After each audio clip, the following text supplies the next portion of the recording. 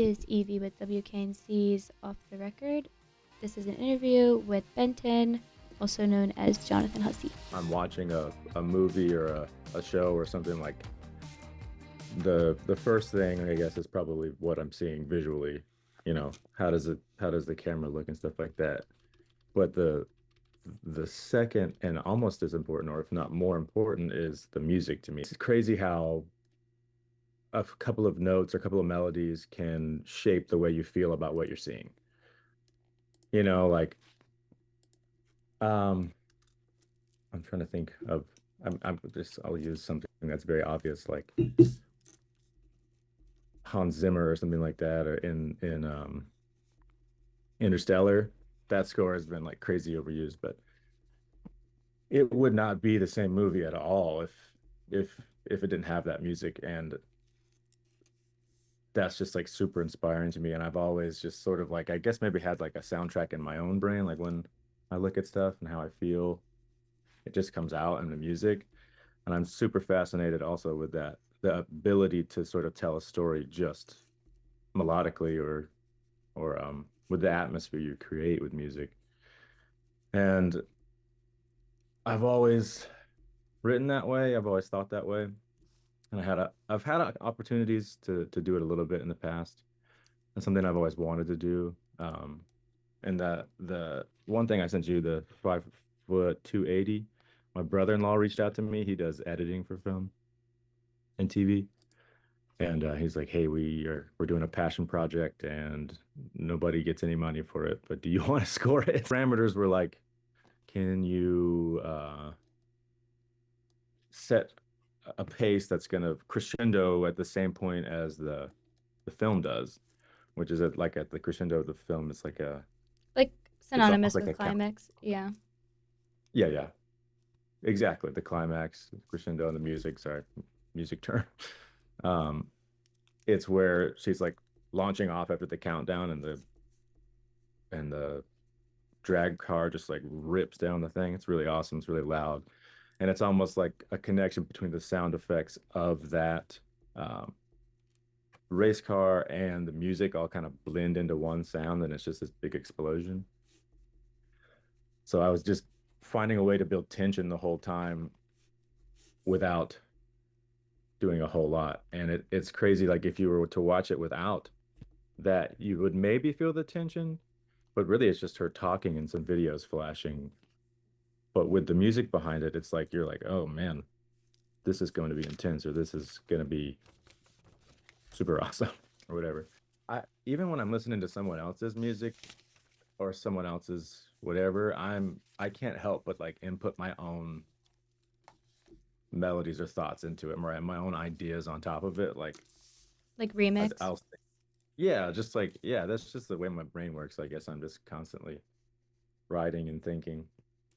Yeah, that I've always tried to just morph it all together, be the same human at play as I am at work, like get the work I need to get done, but like with the mentality of I can have fun doing whatever I'm doing. Like um I don't yeah, I don't know if that answers it, but I No, mean like perfect. Yeah, I agree with you. when I'm one of my other jobs is to build sets and stuff for film and TV. So I'm sort of all around it still, but like it's just that's such a creative process. Even if you're just building like a hospital room or something, it's so fun to be like, oh, they use this type of light switch and they use this type of hinge on the doors that I've got to replicate or whatever. I got to make this door look like it weighs 100 pounds instead of an ounce or whatever. I mean, that's not everyone's experience, but that's like ideal work play to me. Like I'm playing all the time, even when I'm getting work done. So I guess with like set design and sound design, can you like tell me about like how those like kind of meld together and mix and blend and like how you dabble in each? Um, yeah, that my brain is always creating, like to an annoying fault. Like I just like watch something and accept it for what it is. I am able to do that, but you know what I mean. Like I was born to create, I guess. So I'm just doing it at all times, and it's all the same. I mean, all art is the same as long as it's coming, it's coming from somewhere inside and it's coming out, and however it does. Um, but I guess I probably view them just exactly the same. I mean, musically, things just sort of morph and happen already. I just think musically, I think in rhythms and chords, but like um it's all similar. Like the way you would construct something is very similar to the way I would construct a song, I just like it's got the bass parts that I think of. Maybe they're different with like if I was building a room or something, I would be using wood as the studs and stuff like that and the frames to put on the fun looking things after that. But maybe the grid work of songs is like the rhythm and the structure of it. This is something I've never super thought. Yeah, it's like yeah, it feels very similar. That I think that I create the way I create always. And I don't necessarily like so if I'm designing a set, I just sort of like already know what I want it to be. Like I have the picture in my brain and I'm just kind of accessing it and then Yeah. like with to a fault because if I have somebody helping me, they don't see it with me, It's like I have to get better about transferring it over to a list or like a program to draw it out or something. But like I'm Yeah. like, yeah, see, this is where this is gonna be, this is where this is gonna be, and they're like, no, I Yeah. don't. How do you Yeah. not? That's just the balance of life, isn't it? Like Yeah.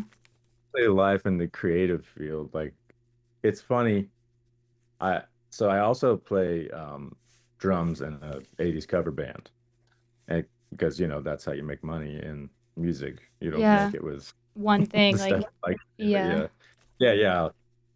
Yeah, I'll record on people's stuff all the time and whatever, but this, paid gigs, essentially touring with the 80s cover band, that's almost a little bit like what you're talking about with the passion project slash the way to work and make money.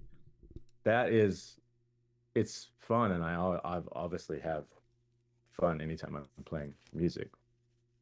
But that's the side that's like, okay, I'm doing this to mostly to get paid for it. Yeah. Where my project Benton is like the passion project, and I'll do it at night on the weekends, um, in between all that stuff just to make it work. But it's not like when you're doing a passion project, it's like there's two versions of it. When you're helping somebody with a passion project, that's a little different because it's not your passion, which it's almost like work, but just for no pay. But at the same time, you're able to pour in like um, the same creativity that you would have on your own passion project. But like, you know, I don't know. I have that same creativity almost in whatever I'm doing. Yeah. I, I was in my first, I started playing music when I was old enough to even walk or do anything. Like I used to play with my dad at church and play drums when I was like 4 or 5 years old. So I grew up playing in front of people from that age, basically, which has morphed me into knowing that's the only thing I wanted to do ever was to play music in front of people and share that experience or whatever it is. I don't obviously didn't know, when I'm 12 exactly what that is, but performing or whatever it is just like sharing the emotion of music and the collective experience that it can be is just like invigorating. And it still is to this day. Like even with, playing music that's not mine, it's still just as invigorating to Yeah. be. So I always wanted to do music, and I was in several bands in high school, and I did some really cool stuff, and I played with a bunch of people, always following their passions, because I just started with drums. So when you're just a drummer, you don't really, you have to kind of get on someone else's train, basically. You know what I mean? Like, so I did that forever, and I played in a lot of cool bands and toured and and opened up for really big bands. But when you're following someone else's path, you don't get the same fulfillment, I guess, maybe, and you don't you're just jumping on someone else's coattails. You're not doing the work, and it's not expressing your full thing, and you're doing music because you want to make it big or whatever it is, or you start to listen to people telling you to write music this way because um it sells, or dress this way because it looks good, or you know what I mean, like trying to fit in all this other stuff. And then I just got tired of that, and that led me to writing my own stuff. I'd always written stuff. Like I got a laptop in high school because I had the band that was playing. It was um we were running loops and tracks and stuff, so I had to have a laptop. So I used the music programs from a really young age, learning how to produce and record and all that good stuff. So I was doing that. So I was always writing from 15 on. And I was like, I'm just gonna freaking do my own thing and Yeah. do it all just because I want to. I don't care if people hear it, if people like it, if whatever it is. I just have to do it because I have to release this creativity that's inside of me the way that I have to release it. You And that's the passion side of it. Yeah, I think the trick is to be able to access that same creative flow no matter what you're doing. Like the people that are doing it really well, you're able to at a moment's notice get into that. Like a realm that you just sort of get into, like you just kind of go and access this area, and now I'm able to pull out these ideas that I wouldn't have necessarily had Yeah. just thinking my logical brain. Um, Yeah, but sure. what I'm thinking about is Foley effects and how you were talking about like, blending the explosion of like the sounds of the cars and, melodies. Um, and also in terms of like play and like experiencing like what different things sound like. Um, I'm interested in like pattern recognition, like in the brain, and then also like I'm saying like Foley effects and like real life inspirations for melodies. So I guess could you talk about like how you kind of made that sequence for the film, like musically? Sure. Um, I think in patterns first off all the time. Like as a drummer, everything is pattern. And when you learn rhythm too, it's literally just patterns and math. Mm-hmm. So I see patterns in everything, and I like I'm probably doing patterns with my fingers while I'm thinking. It drives people around me crazy, but that's first and foremost. In the aspect of this score, it was mostly rhythmic almost, but I used synths for it. Like, you can turn synthesizers have oscillators, and you can turn the tone making ability off, and it's just noise. Hmm. And then you can chop that noise up to sound. I think that's how a lot of early like electronic drums were made. They just chopped it. Soundbite grab. Yeah, similar to you taking out the sine wave or whatever, and it's just anyway, you can get a lot of cool rhythms with that. And most of it's that, and then just like almost like a droning note that just sort of kind of comes into play later. Like I think the beginning of that is there's a shot of her with the key in the ignition starting the car she's in, or a car she's working on or something. And that was the segue into my score starting. So Mm-hmm. it starts with like the car starting up, and it just like which is the most repetitive pattern you can have. Yeah. One hit over and over and over again, and it sort of just builds from there, and the notes slowly kind of pad in under it. And then I don't remember. It's been a minute since I wrote this, so I'm having to like log. I should have gone back, It's okay. listen to It's something. all right there. Yeah, it's just like a computer. I got to access it.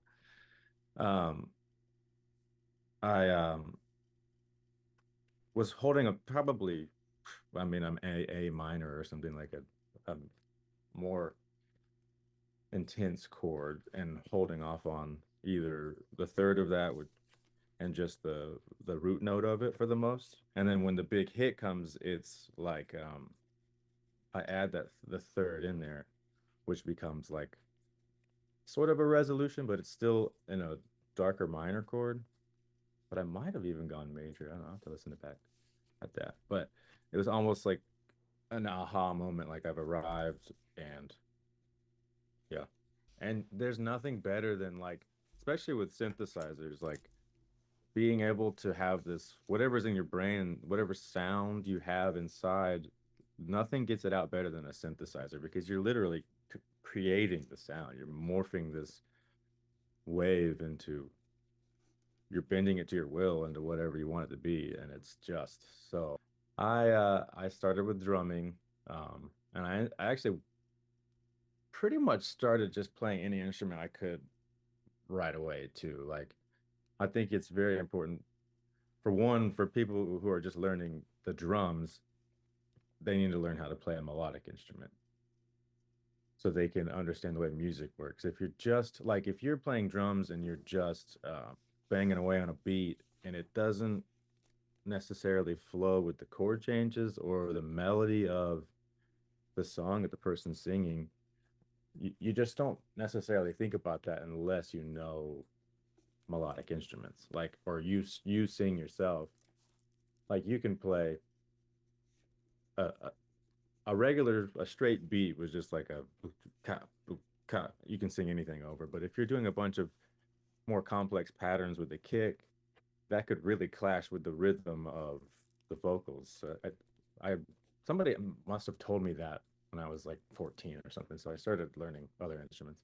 Plus, I was just genuinely interested in them.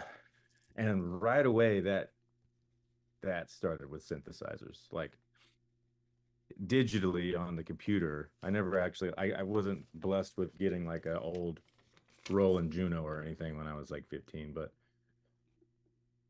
Logic had their own little modelers in there. And you can go in and tweak all the parameters and start creating sounds just like you can on a real analog board. So pretty young, I started doing that, and I started messing around with like writing songs to movies without any were like the muted, just mute them and like watch and see what I could do to change Hmm. the aspects of how it feels or whatever. And anything can become funny if you change the music. Like you've seen all those videos of like Yeah. Star Wars or whatever, and if you change the music, it's like, oh, what are they about to do to each other? Yeah. So yeah, I messed around with that feeling and if yeah, I've never really broken down synthesizers to somebody, but they're incredible things. It starts with the oscillator and it goes through. It would be easier to describe if I was looking at one. I should have done this in my studio. Um, and it breaks from these regular waveforms that, sound like the most annoying sound you've ever heard. Just bah. And when you run it through the LFO and the VCOs and the amps, it can completely change that into the most beautiful sound you've ever heard. And it's so cool with the filters and it's just so very interesting. And then putting two oscillators together and slightly off tuning them, and I could go crazy, but I might bore everybody. And I love funk and jazz. That's probably my if I'm gonna sit down at the drums, that's what I'm playing without a doubt. Jazz is the most freeing music to learn how to play. And I'm speaking from a drummer's perspective on that for sure. It can be incredibly difficult to learn what to Yeah. do Instead of just melodically. feel, kind of. Yeah, it's because like when you the guys that were originally writing jazz were not thinking I'm gonna add a nine and add an 11 Yeah. to this chord. It's gonna sound this way. They're just like, this sounds sick. Mhm. you know. And then the thing that makes it hard is us trying to dissect what they did and then teach that. That's what's like, Yeah. yeah, and that turns everybody off. But jazz is the most um, perfect example of personal expression on your instrument. Like I listen to jazz all the time. I listen to Coltrane and Miles Davis and all the ones, but like there's no music really expresses your own self more than jazz does. It's just awesome. Funk is very similar, but it's all about finding one pattern. This is just also more of a drum. Well, that's just what funk is, but one pattern and repeating that over and over and over again. And it's about the movement that it makes your body want to do, like it makes you want to dance. That is, everyone should, if you learn an instrument, you should learn how to play funk and jazz. But all those rules that you learn and how to play them are meant to be broken. And Yeah. that's what people get on. Like, you're not playing it right. Well, or thought we were playing jazz here. I'm expressing myself on the Yeah. instrument. The other part of jazz is like, especially in a band setting, it's listening to each other and talking with your instruments back and forth. And I think I've sort of just pulled that in. It's easy to do that when you're writing music all on your own. Everything just sort of naturally talks to each other because it's coming from one brain. Hmm. And it sort of works. I mean, that's a double-edged sword. Sometimes it can be like, you should have bounced these ideas off of someone else before you put that song out. But most of the time, it all works pretty well. Um, I forgot where I was going with that. Um, But like yeah, in a oh, band talking to each other. yeah. I think that applies in all bands. Like how does what I'm playing affect the rest of the members in this moment in this song? And that's super important when, especially on drums, because you can just, like I was saying earlier, you can just take over. I mean, you can ruin a song with the drum beat. That's not right for it. Um, it's very important to listen in music, and I think that those principles have probably crossed over into everyday life for me, like being, and it probably has to do with like being the youngest of my siblings too, like the just sit back and watch everyone do crazy stuff and learn from that. Yeah. Yes, exactly. That's sort of I think that's a band mentality too. It's just like sit back and let's just see how we can all work together. And it's a societal principle too. I think if everybody comes at conversation, whether it's political or just whatever, if you come from the place of believing the best in the person next to you, then that would go a long way. Working on, so I have a bunch of songs. All right, I'll back up a little bit. I signed a little deal to this record label called Sono Music Group, and I'm signed to do 4 songs altogether, which is cool. That's fun. Yes, congratulations. Thank you. And I'm gonna put that out more or less to just kind of finish that contract and see what happens after that. Yeah. Like, and if so, I've got an album to release later in the year.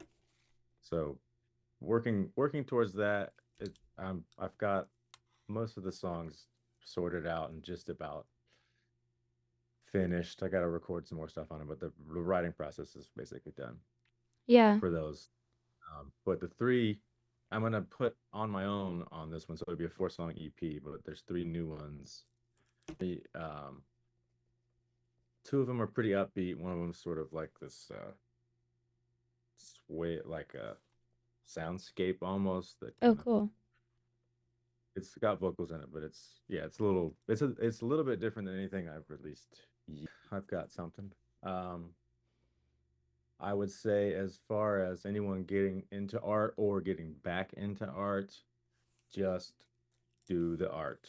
Just, it doesn't matter what it looks like. It doesn't matter if it's good. If you think it's good, just create. Get what's inside of you and create it. Just put it out there on anything. And don't sit on it either. especially as far as music goes or anything, just make it and put it out. No one will ever know. You got to make it. Just do it. Just start making anything.